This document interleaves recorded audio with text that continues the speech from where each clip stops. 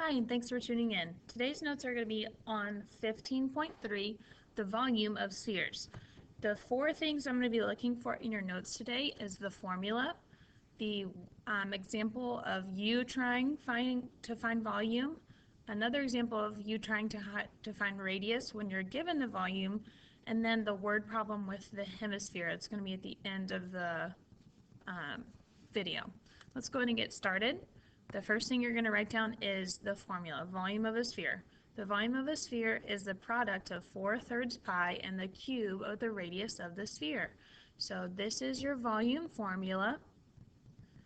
Another easier way to maybe understand this, you can also write volume is equal to 4 times pi times radius cubed, all divided by 3.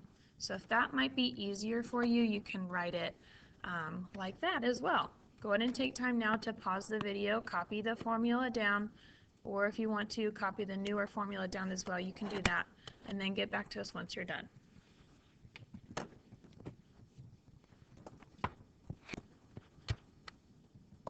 All right, so this is going to be how we find the volume of a sphere. And then it says round your answer to the nearest tenth. Again, just make sure when you're finding the volume, you're doing this formula, 4/3 pi times radius cubed. What I'm going to plug in is the radius, and I'm going to rewrite it the easier way that you saw me do it just a few moments ago. 4 times 3.14, that's pi, times radius cubed, which is 4 cubed, all divided by 3. What I'm going to do first is just multiply the top numbers. So I'm going to do 4 times 3.14 times 4 times 4 times 4. So see how I did 4 3 times? I'm going to get 803.84. Remember, I still have to divide that by 3. So I'm going to divide it by 3, and I get a really long number, 267.946. But remember, I'm going to round to the nearest tenth. I notice that the 10th spot is a 9, the neighbor is a 4, so I'm just going to keep it at 267.9 centimeters cubed. Okay, pretty simple. You're essentially just multiplying the numbers first, the 4, the pi, and the r cubed, and then dividing it by 3.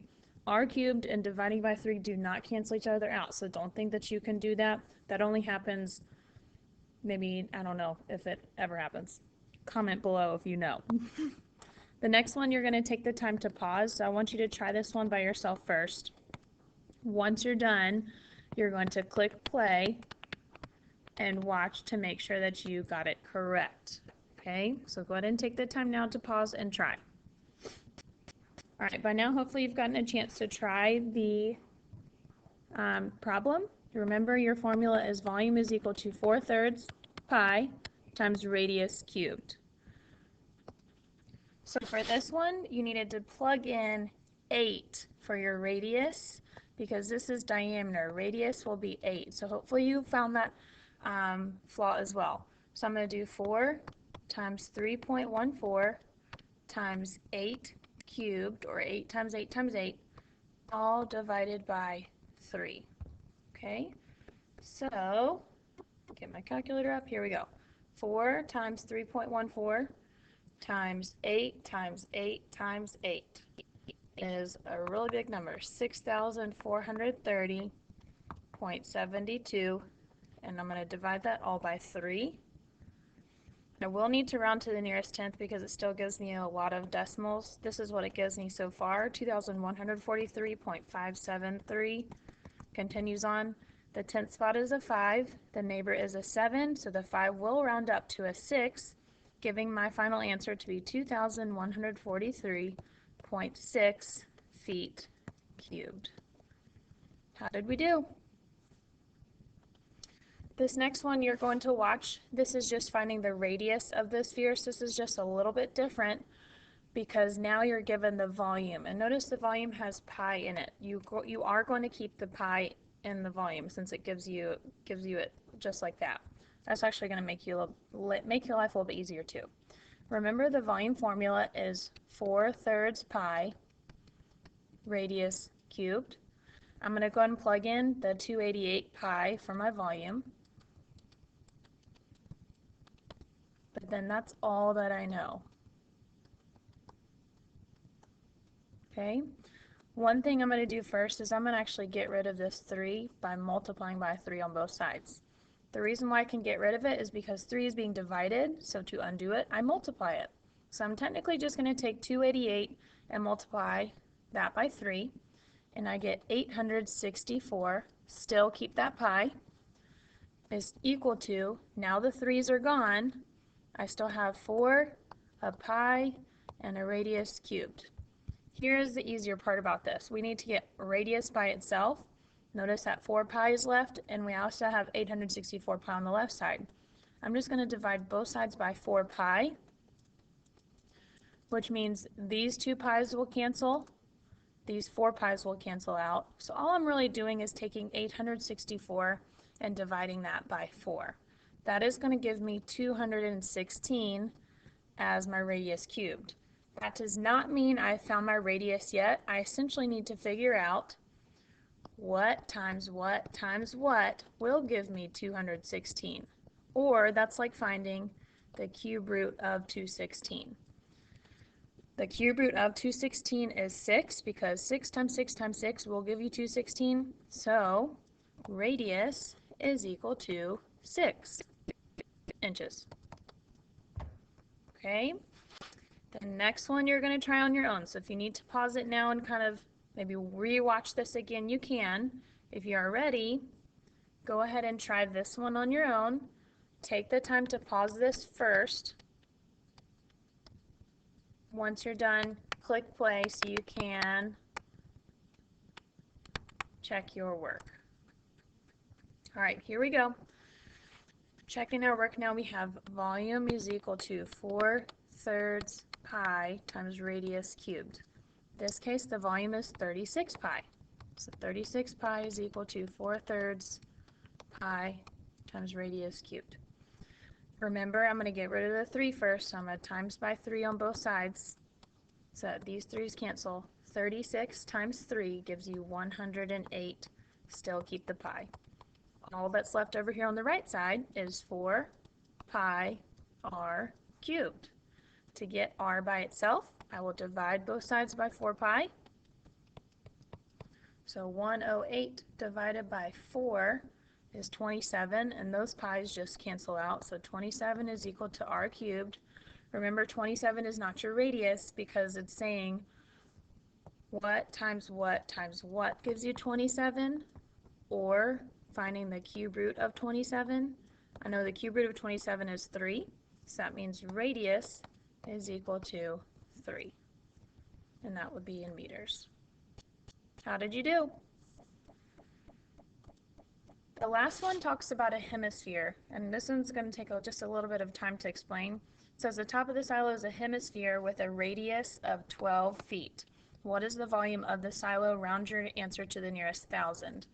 Notice that the whole entire thing is 52 feet, but from here to here is 12 feet, which means the leftover amount from here to here is 40 feet. Okay. Also, the radius would represent 12 right here as well. Just an FYI. That looks like 1.2. Okay, so what we technically have to find is the volume of a cylinder, which will have radius of 12 and height of 40. Remember, volume of cylinders is area of the base times the height. The area of the base will be pi times radius squared times the height. So that's going to be 3.14 times radius squared, 12 squared, times height, which is 40. That's the leftover amount. I'm going to go and do this one real quick so we can find out what the cylinder's volume is. So 3.14 times 12 times 12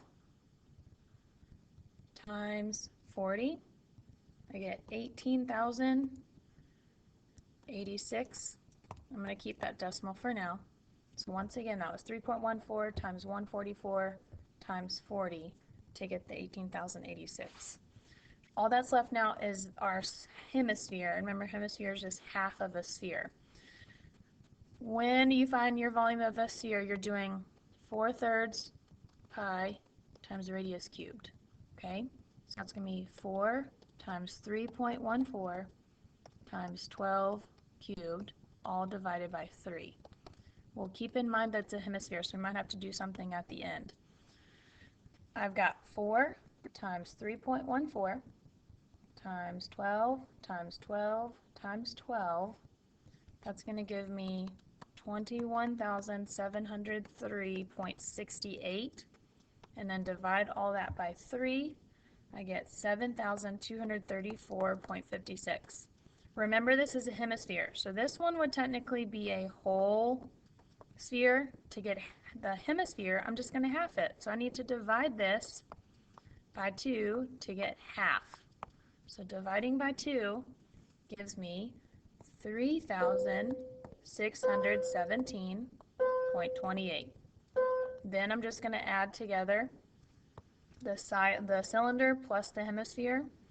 So 3,617.28 plus 18,086.4 gives me 21,703.68. Rounding to the nearest thousand, though, would be 21,700 or 22. Yeah, round to the nearest thousand would be 22,000. And since we rounded, we would say about. Okay, this one was kind of tricky, so if you needed to go back and rewatch this one, you can, but it's essentially finding the volume of a cylinder and then the volume of a half sphere or hemisphere. So this is going to conclude our notes. Just make sure you have items 1 through 4 listed. Come show them to me so I can check your notes, and then you can start on your homework, page 690, numbers 3 through 11.